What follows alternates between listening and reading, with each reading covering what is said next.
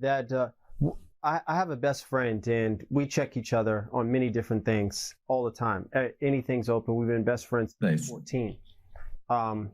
Yeah. So, and he's like my other half. I mean, we could finish each other's sentences. People get uncomfortable when we're in the same room together. And I tell him he checks me, I check him. And I tell him sometimes that, you know, we have knowledge that's esoteric to us a lot of the times. And sometimes he'll do it more than me. And I'm not going to say I don't do it, but he'll do it more than me, where he believes that something we may talk about all the time, somebody else should know it. And in conversation, if they don't know it, he'll get angry. Like, what is the matter with you? Are you, you know, an idiot or something? And, you know, I have to remind him sometimes, pull him to the side, remind him, like, you know, everybody is not into what we're into. Everybody has not been, for example, investing in real estate as much as we have for the past 5 years, talking about it every day, obsessing. They just said that they're into real estate and they're starting out, and they might talk like they have a big game, but if we're in a conversation and they're showing that they don't know exactly all that we're talking about, we can't, you know, we just try not to be rude, because, you know, they might have a little Dunning-Kruger going on, where because they read one book, or they might be house hacking and they have some individual living in another room paying them $600 a month, that they feel like they are Trump, for a lack of a good example, as far as real estate is concerned. You know, and I told him, let's not always think everybody is ridiculous or stupid because we know a little bit more than they do in a particular area. So one thing I could see that, so me and him, we like checking people, and we have, and one thing I noticed, we do that a lot when it comes to people, and it kind of pushes people away, because we're always so open to self-improvement and betterment, and we have no problem saying, hey man, what are you doing? That's terrible. We need to be doing this. And then we're so open, it doesn't bother us. But when you have friends and family that are around, that are into small talk, and they're into not constantly trying to self-improve all the time because they think they know it all, they think they have it all, and then you come around and you're just pointing out all of their flaws, they actually get very upset, and they actually want to distance themselves from you. How can a person, for example, because even I would say listening to you kind of made me want to check my own perspective on how we were talking about earlier in regards to me looking at people, for example, who are looking for business and other things, and expecting that they should understand good talent, but people don't. I mean, I even, for example, I do a little sports betting, and I win like 80+% of the time, and I only bet on things that I know they're going to win. And a lot of my buddies are like, how do you always pick the right thing? And I'm thinking to myself, well, we all watch sports together. Why don't you understand why I'm picking the right thing? We talk about the same stuff all the time. But so I need to understand also that, you know, I might be able to see talent very easily, like especially in boxing, guys who were boxing 3 or 4 years ago, who are now champions, like Ryan Garcia, for example, young guy in boxing. I don't know if you follow boxing.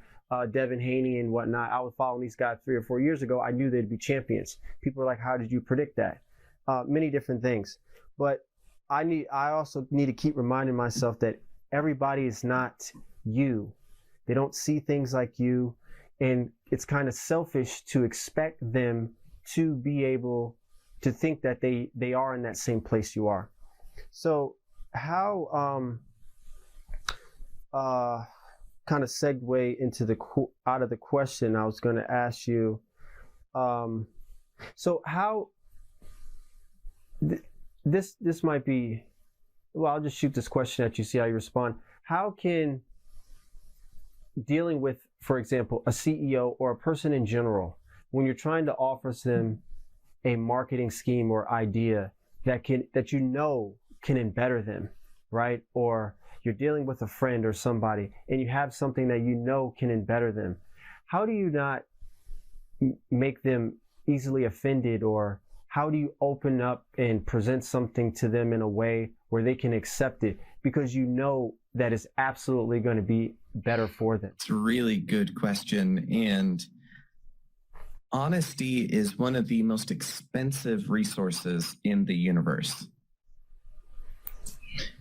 If they're not paying you to be honest, it will cost you everything to be honest with them.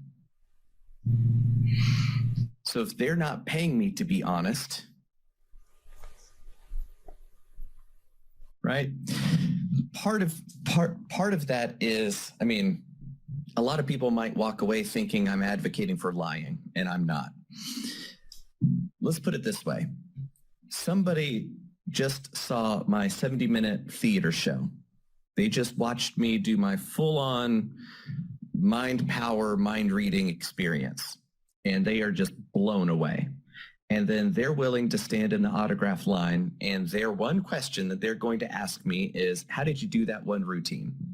Tell me, how did you make that, tell me how you did that. Well, what gives them the right to demand I share my life experiences with them? Nope. No, thank you. I did it very well. That's how I did it. I did it very well, thank you. Right? Or they keep pushing. Like, no, really, tell me. And then I say, well, that's kind of like asking a world-class piano player, how do you play Rachmaninoff? Well, you just hit the right keys in the right order at the right time. There you go. You're playing Rachmaninoff. There's no trick to it. You just dedicate your life to being able to do something that somebody else can't. Okay, neat. You can do things I can't. Like, ask those ridiculous questions like, how did you do that? Okay, so that's the first level person. The second level person would go, I've really been interested in mentalism for a long time, and I'm really interested in how you did that routine. And then I go, okay, they told me that they're interested. So then I test their dedication. I go, what books have you read? Not what YouTube, not TV show. What book have you read? And then they go, oh, I haven't read any of the books, but I love mentalism. And I go, oh, well, then you know what? You're on the right track. You'll figure it out eventually. They won't.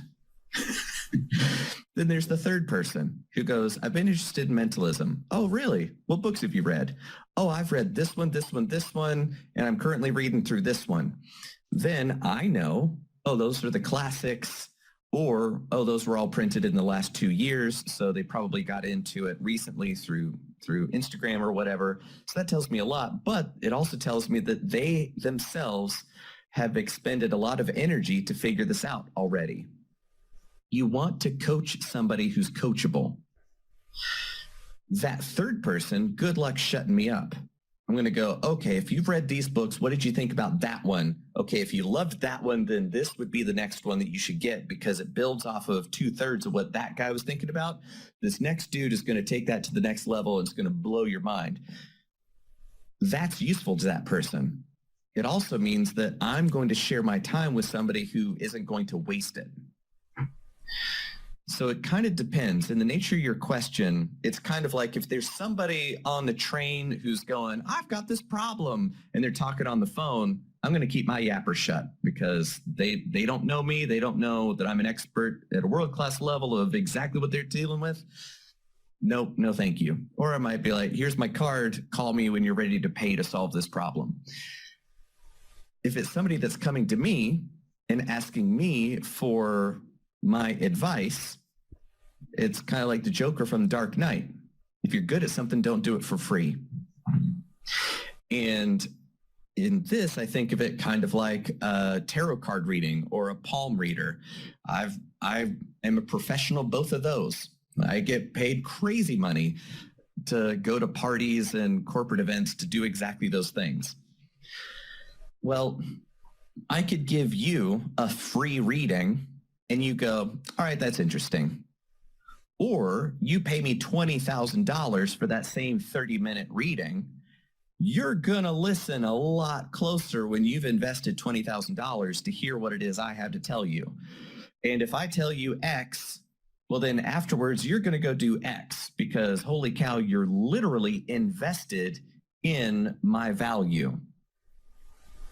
So if they aren't willing to exchange value or invest value in terms of time, effort, interest, money, there's a whole lot of different forms of value beyond dollar amount, but dollar amount's a really good stand-in. If they aren't invested in solving their problem enough to invest in solving their problem, then I know that I can't be more invested in solving their problem than they aren't. So if they're coming to me and they're not willing to invest anything in solving their problem, I know that I can't waste my energy solving their problem for them because it's not a problem enough for them to solve it. Otherwise, they'd be investing in solving it. So I test their dedication. Jonathan, I got this big old problem. It's a huge issue. Okay, what have you tried already? Nothing. Oh, okay, so you enjoy having this problem. This is your way of feeling significant. Okay, I get it. Yeah, you'll figure it out.